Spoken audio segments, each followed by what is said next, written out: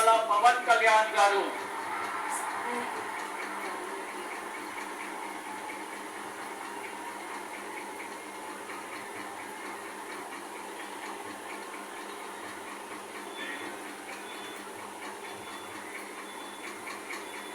కొనిదెల పవన్ కళ్యాణ్ అనే నేను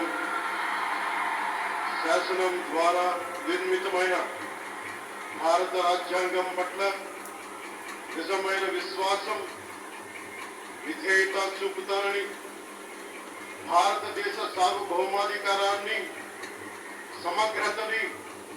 కాపాడుతానని, ఆంధ్రప్రదేశ్ రాష్ట్ర మంత్రిగా నా కర్తవ్యాలను శ్రద్ధతో,